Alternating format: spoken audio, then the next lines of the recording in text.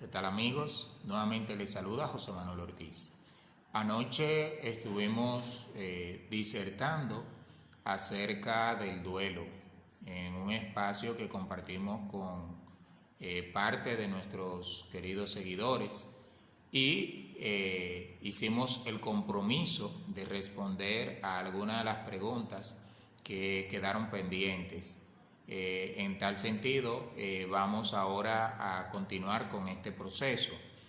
Una de las preguntas que quedaron pendientes decía que con esta pandemia, ¿cómo podíamos entonces nosotros ayudar a aquellas personas que pierden a sus seres queridos?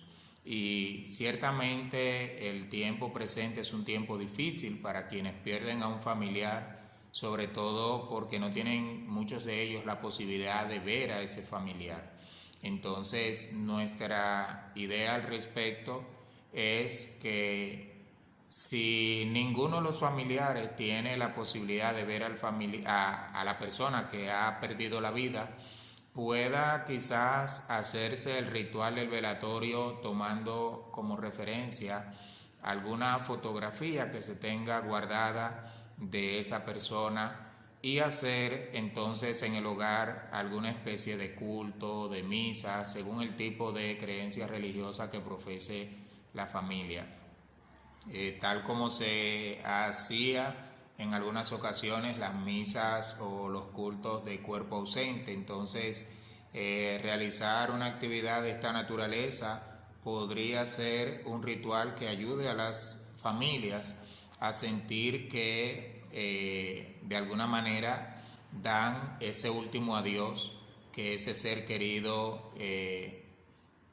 ese último adiós que de alguna manera permite completar un ciclo de relación con ese ser querido.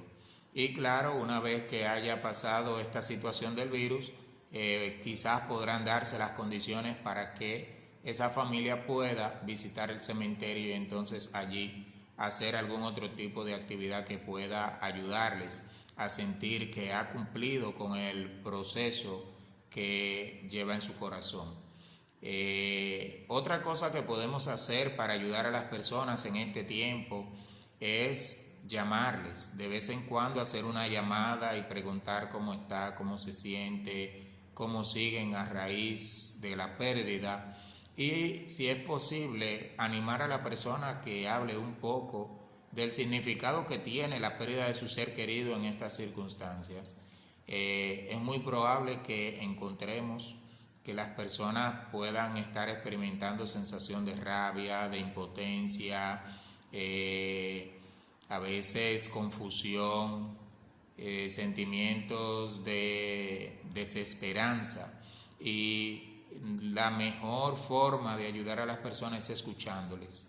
Cuando escuchamos, le damos al otro la oportunidad de poder sacar aquello que lleva adentro y quizás no debemos ser presurosos a decirle que se sienta de tal o cual manera, comprendiendo que las personas no escogen el cómo sentirse, sino que las emociones, los sentimientos llegan de manera espontánea y sí podemos nosotros más bien vigilar cuáles son los sentimientos que está experimentando la persona, porque en función de esos sentimientos podríamos nosotros darnos cuenta cuando una persona está atravesando por mayor o menor riesgo y cuando podría necesitar una ayuda adicional, ya sea la intervención de algún psicólogo, de un psiquiatra o del personal médico, quizás para evitar una situación de que alguien en algún momento pueda atentar contra su vida.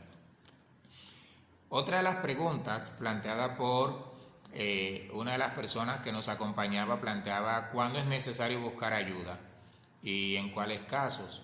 Debemos entender que el duelo es una forma de respuesta emocional que es normal ante la pérdida y que la reacción de duelo tiende a parecerse mucho a las reacciones depresivas, de modo que una persona que está atravesando por un proceso de duelo y que de repente vemos que ha perdido el interés por las actividades cotidianas, que se siente desanimado, tiene dificultades para dormir, quizás no tiene sueño, quizás ha perdido el apetito. Estas reacciones son normales, sobre todo en las primeras semanas, luego del deceso del ser querido, y debemos saber que estas reacciones tendrán mayor o menor intensidad en función del tipo de vínculo de relación que existía entre el deudo y la persona que ha perecido. Entonces, tomar en cuenta esto de que inicialmente no es necesario pensar en buscar una ayuda externa, sino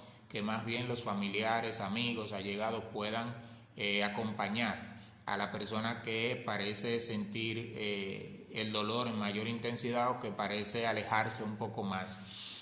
Sin embargo, cuando nosotros vemos que la situación parece agudizarse, por ejemplo, que aumentan los niveles de ansiedad porque la persona está teniendo una dificultad muy marcada para dormir, cuando el llanto no parece que vaya a ceder, sino que pasan los días, pasan la semana y el llanto sigue en una intensidad muy elevada, entonces uno pudiera pensar en la necesidad de una ayuda externa. Se supone que la fase inicial de un duelo es una fase de crisis y las crisis son procesos temporales. Sin embargo, cuando estos procesos no ceden en las primeras semanas, entonces uno pudiera pensar que el duelo está tomando un curso que se aleja de la norma y que entonces sí pudiera necesitar algún tipo de intervención. A veces ese llanto muy acentuado puede que incluso esté dentro de la norma y la ayuda del profesional pudiera más bien permitir que la familia transite por este proceso de manera conjunta, de que la familia no se cierre al dolor. El dolor, para ser procesado, necesita sentirse. A veces las familias deciden no hablar acerca de la pérdida porque duele, y al evitar el dolor por medio al no hablar, lo que hacen es que le ponen una tapa, y cuando tapamos el dolor tenemos que tener la imagen de una olla de presión que conforme más tiempo transcurre, más presión va a tomar.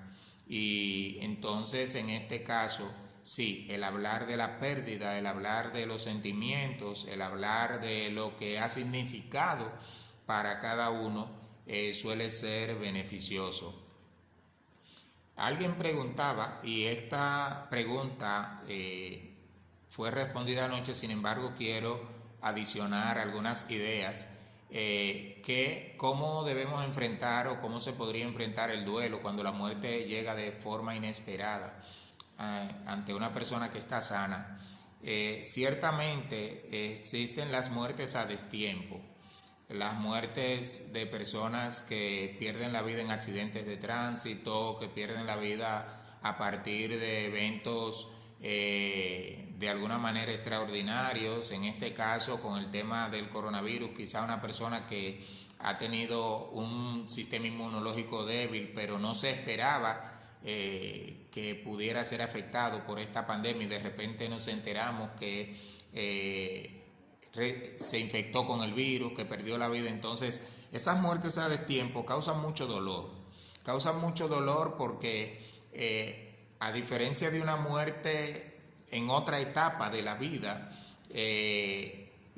parece que tenemos unas expectativas acerca de que nuestro ser va a vivir por más tiempo, y entonces se troncha con esta muerte muchos sueños, muchas ilusiones, muchos planes.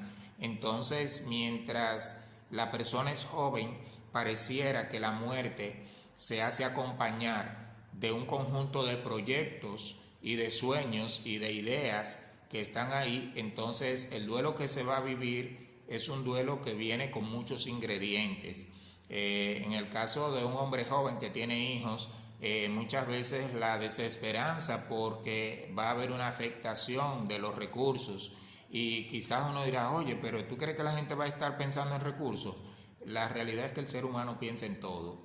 Entonces, las muertes a destiempo ciertamente son muy dolorosas, y yo diría que principalmente tenemos que pensar en todas las necesidades de los sobrevivientes.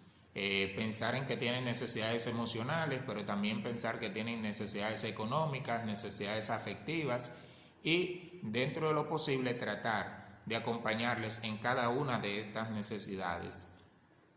Entiendo que hay dos elementos que son esenciales en todo proceso de duelo, y es el acompañamiento en términos de oído, el estar dispuestos a escuchar a la persona lo que tiene que decir cuando quiere hablar. O sea, no debemos presionar a nadie que hable, sino estar ahí para cuando la persona quiera hablar, si decide querer hablar en algún momento. Y segundo, estar dispuestos a prestarle nuestro hombro para cuando quiera llorar. O sea, darnos el permiso de poder acompañar a una persona que llora. A veces no queremos que la persona llore porque de alguna manera parece que nos identificamos tanto con su dolor que no podemos resistir las lágrimas del otro. Sin embargo, una de las mejores medicinas para el duelo es el llorar, el sacar afuera todo ese dolor, todo lo que se experimenta. Eso es sumamente necesario y conveniente. Otra de las preguntas dice: usted habló del duelo por un fallecimiento, pero el resto de los duelos son pérdidas también, como por ejemplo el duelo migratorio. ¿Todos los duelos se gestionan de la misma manera para poderlo superar, dependiendo del tipo de duelo por el que esté pasando la persona? Yo diré que el duelo es la respuesta, es una respuesta emocional. Al ser emocional no es voluntaria, o sea, el ser humano que atraviesa un duelo no decide sentir dolor por lo que ha perdido. En ese sentido, nosotros pudiéramos considerar que el duelo de la pérdida, por la pérdida de un ser querido, así como el duelo por sentir que se ha perdido la posibilidad de regresar a su tierra, pudieran ser procesos parecidos, quizás no necesariamente semejantes. Cuando leo el término duelo migratorio, pienso en una persona que migró de su país hacia otro territorio, pero que luego, estando en ese otro territorio, no ve posible en un futuro cercano o mediano la posibilidad de regresar a su tierra, queriendo regresar. Porque si es que la persona visualiza que tendrá que esperar tal cantidad de tiempo, entonces estamos hablando de que no es una pérdida completa, no es una pérdida del todo. La persona de alguna manera está restringida y quizás viva una especie transitoria de dolor por un proceso, digamos, transitorio, valga la redundancia. No obstante, una persona que migra a otro país y luego de estar en ese otro país, por circunstancias que se den legales, de la índole que sea, ve imposibilitadas las posibilidades de regresar a su país, entonces ahí pudiéramos hablar del duelo migratorio en el sentido de que sí, ha de experimentar una pérdida de su nacionalidad, ha de experimentar una pérdida de un conjunto de elementos que vienen relacionados con eso. Muchas veces el distanciamiento físico de la familia, muchas veces ciertos privilegios o beneficios que podía obtener si la persona queda en estatus ilegal en el país en el cual está viviendo. Entonces habrán otros elementos ahí que están relacionados con la pérdida de la nacionalidad, de la identidad y otras tantas más. La realidad es que el duelo en esencia causa dolor, y el dolor es sufrimiento. El sufrimiento de alguna manera disminuye las posibilidades de que la persona se sienta feliz y de que pueda llevar una vida plena. En ese sentido, entiendo que quizás la persona sí pueda beneficiarse del conversar, del dialogar sobre esto, pero no será igual que el que perdió un ser querido, porque yo pienso que el duelo migratorio, si ha de parecerse a un tipo de duelo, probablemente sea el duelo del desaparecido, del familiar que perdió a alguien, que desapareció y siempre tiene la esperanza de que va a volver a aparecer, de que podrá regresar en algún momento. El que está en otro territorio quizás siempre tenga la esperanza de que ocurra algo, de que ocurra algún tipo de enmienda legal, algún tipo de perdón que le permita regresar a su tierra. Entonces, en ese sentido pienso que podría meditarse este tipo de experiencia.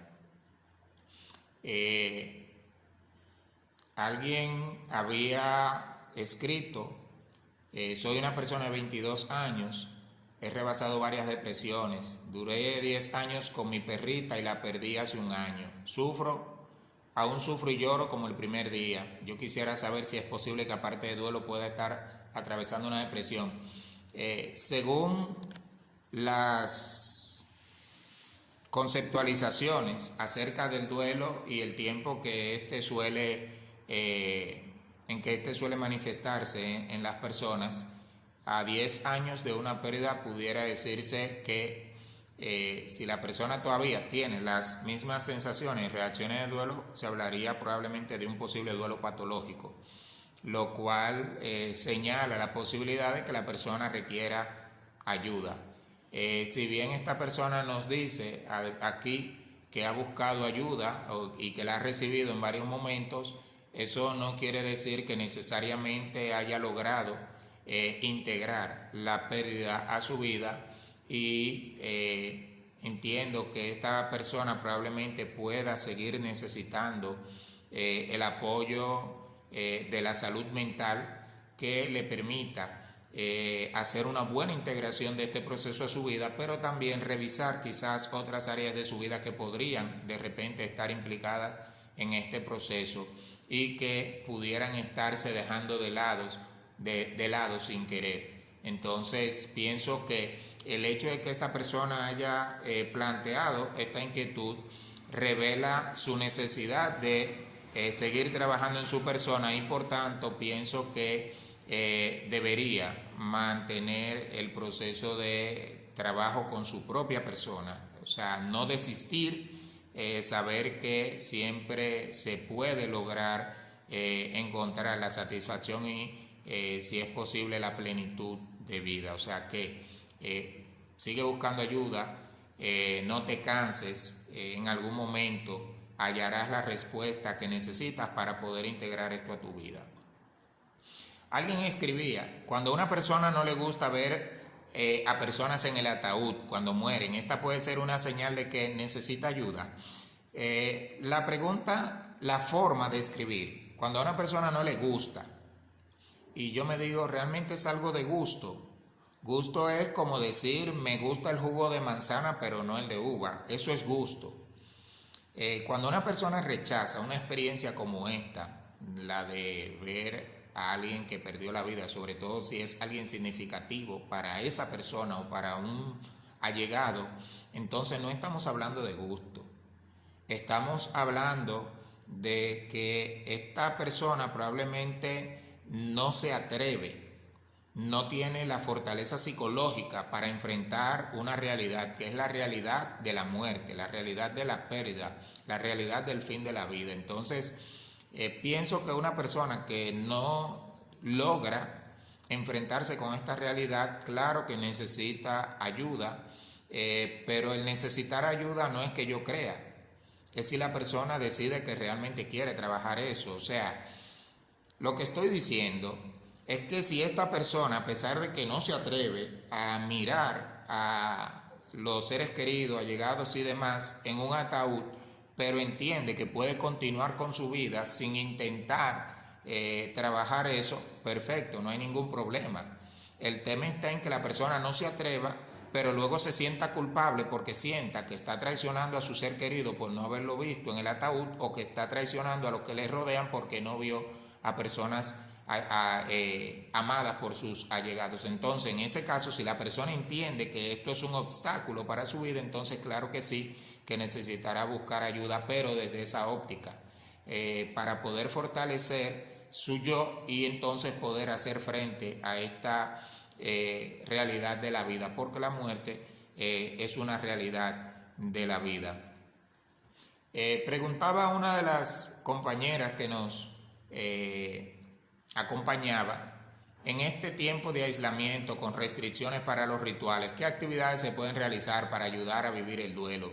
Entiendo que las oraciones Hoy en día pueden hacerse por medios virtuales. Uno puede hacer una reunión con un pequeño grupo. Recuerdo que en mi infancia se practicaba la llamada hora santa. Era un espacio donde las personas se reunían y compartían unas oraciones, unos cánticos, unas alabanzas, y en ese sentido esos espacios eran espacios reconfortantes porque la gente tenía la oportunidad de hablar acerca de lo que estaba viviendo.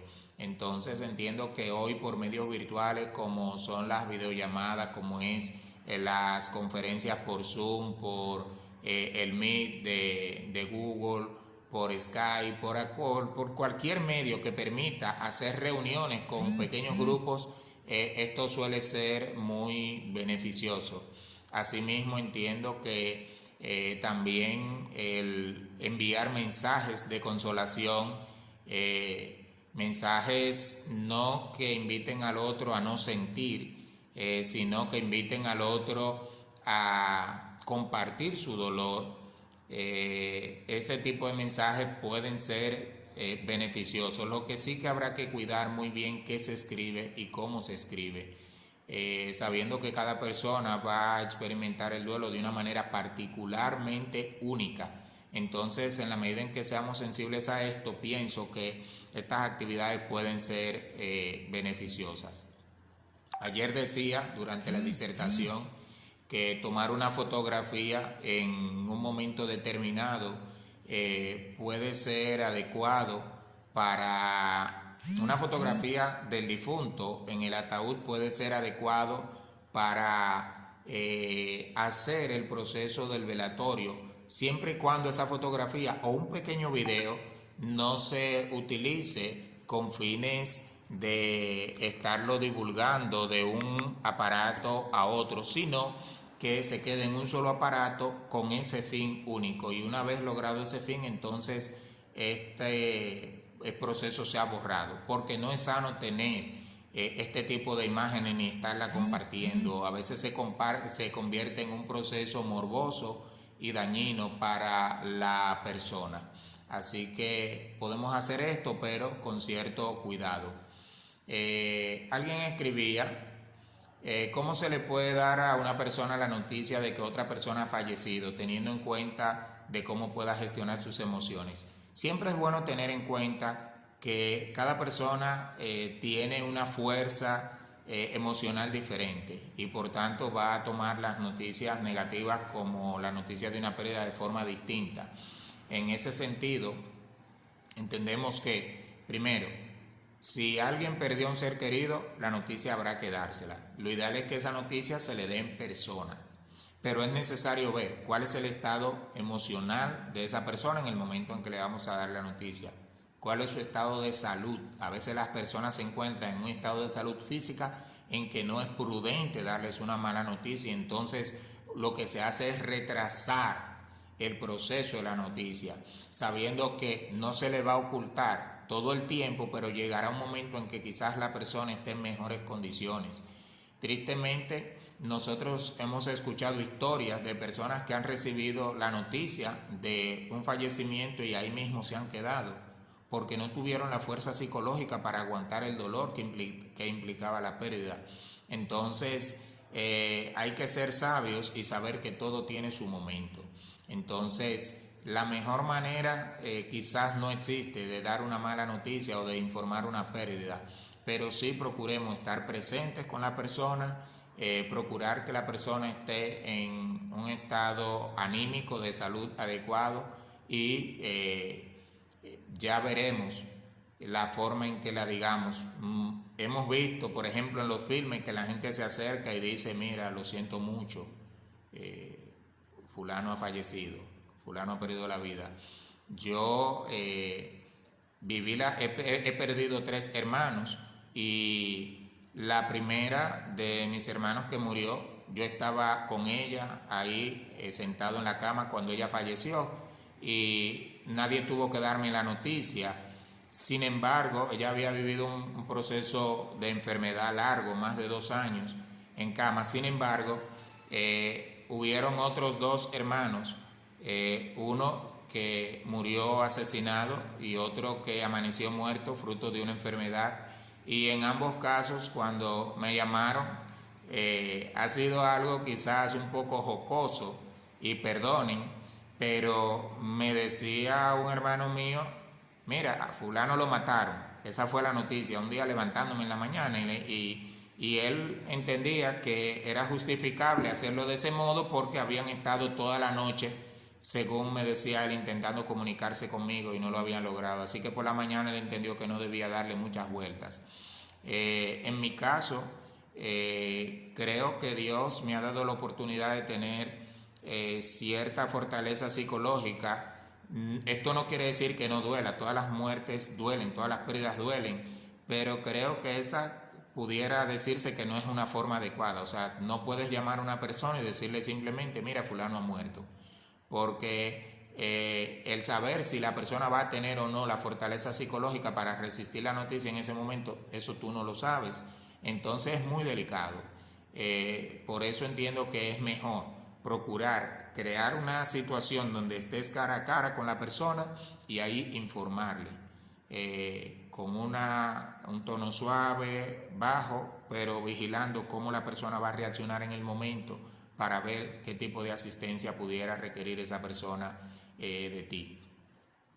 Entonces decía alguien, preguntaba que si estuvo bien que ante la muerte de la abuela de una niña se le permitiera a esta tomarle una fotografía a la señora, y dice algunas cosas más.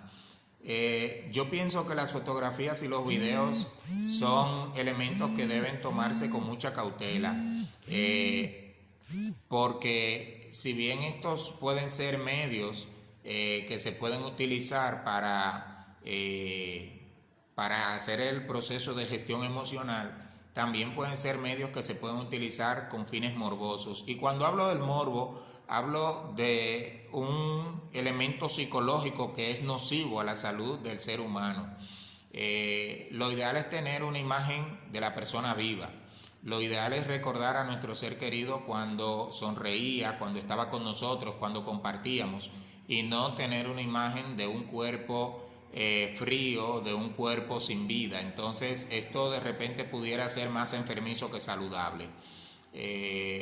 Pienso que no sería sano que esta niña permanezca con esta imagen en su teléfono, sino que más bien trate de recordar a su ser querido cuando estaba en vida.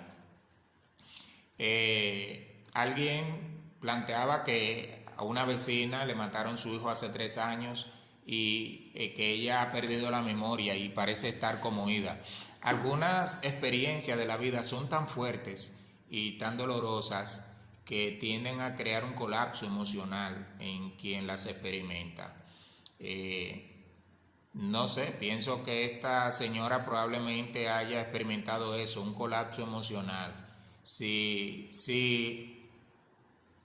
leo como dice la frase, le mataron a su hijo, y llegar a considerar que posiblemente era su único hijo, el único hijo tiene una implicación mayor a un hijo.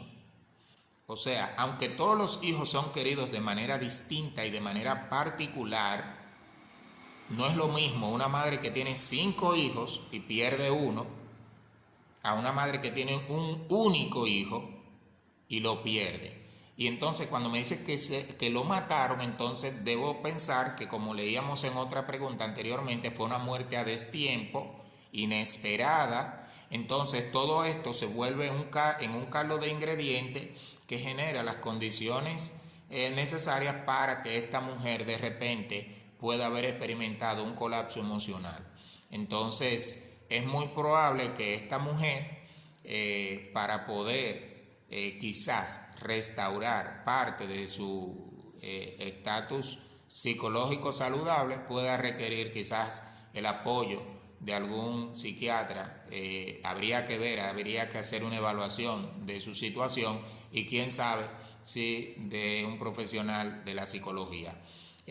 Los profesionales de la psiquiatría intervienen en momentos en que la persona, para recobrar un estado de salud psicológica, emocional, en un momento determinado, puede requerir el que se calibre algún tipo de sustancia hormonal en su cuerpo, de sustancia que pueda lograrse por medio de una medicación, y el psicólogo entonces va a ayudar a buscar el equilibrio psicológico cuando la persona está en cierta capacidad de poder seguir un proceso psicoterapéutico.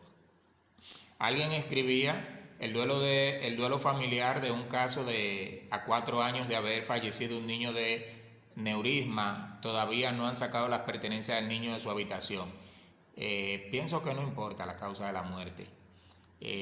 Cuando una familia no logra, a pesar del tiempo, deshacerse de las pertenencias del ser querido, es como si estuviese tratando de mantener en vida a ese ser que ya no está.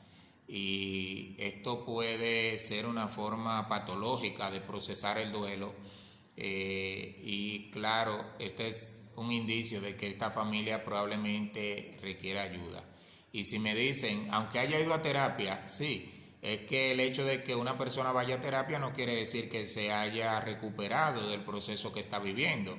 Una persona puede ir a terapia y con 2, 3 sesiones, quizás hasta con una, pueda reencontrar el camino de la salud mental.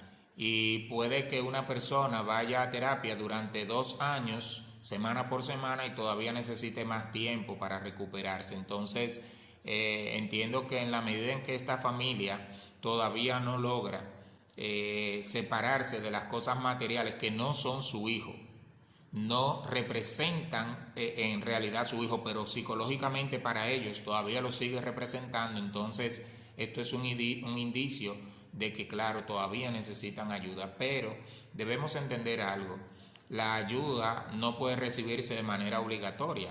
O sea, para que una persona reciba algún tipo de ayuda, esta persona debe querer recibir esa ayuda y debe considerar que la necesita. Yo no puedo recibir algo que creo que no necesito. Entonces, lo primero sería que si soy allegado a esta familia, quizás soy amigo, debería empezar a intentar escuchar lo que ellos dicen. Y a partir de esa escucha inteligente, quizás descubrir cuál es el momento, el punto idóneo para ayudar a que esta familia pueda llegar hasta un proceso psicoterapéutico que les ayude a reencontrar el camino de continuar con la tarea de vivir sin el ser que han perdido. Finalmente, tenemos aquí la experiencia de una familia que habla de también un perrito que tenían y que ese perrito sufrió de un cáncer. Fue una experiencia muy dolorosa y cómo al final tuvieron que tomar la dura decisión de firmar para que pusieran el perro a dormir. Y cómo esto fue un proceso significativo para sus vidas. Pienso que de esto lo más que puedes hacer es agradecer que compartan una experiencia como esta con nosotros. Realmente el duelo ante la pérdida de un animal es un duelo tan auténtico como el que se siente ante la pérdida de un ser humano. Un animal es un ser vivo, y si bien ese ser vivo podemos pensar, según lo que dicen las teorías psicológicas, que no tiene conciencia, pero nosotros tenemos conciencia. Y para nosotros es significativo, se crea un vínculo, se crea un apego con ese ser. Y muchas veces el vínculo que se crea con un animal, sea un perro, un gato, un pollo, con lo que sea, a veces tiende a ser hasta más fuerte que el que se crea con un ser humano. Y si hablamos de los perros, bien sabemos que el perro es un animal muy afectuoso, muy cercano con el ser humano. Entonces, pienso que esta es una experiencia significativa que de alguna manera puede servir para mantener unida a una familia, y que esto se convierte en parte de la historia de esta familia y lo que les distingue dentro del gran cúmulo de familias que existen dentro de la sociedad. Así que agradezco sobremanera el que hayan compartido esta experiencia con nosotros. Agradezco el acompañamiento de cada una de las colegas, de cada uno de los amigos que estuvieron ahí con nosotros. Anoche jueves 14 de mayo del 2020. Así que seguimos aquí en CEAPSI, Aprendizaje y Cambio, trabajando para ustedes. Cualquier orientación, cualquier ayuda adicional, sepan que pueden contar con nosotros. Estamos para servirle en Facebook, en Instagram como @ceapsi.rd. Estamos en YouTube como Aprendizaje y Cambio. Y nuestro número telefónico de WhatsApp 809-869-5705. Gracias.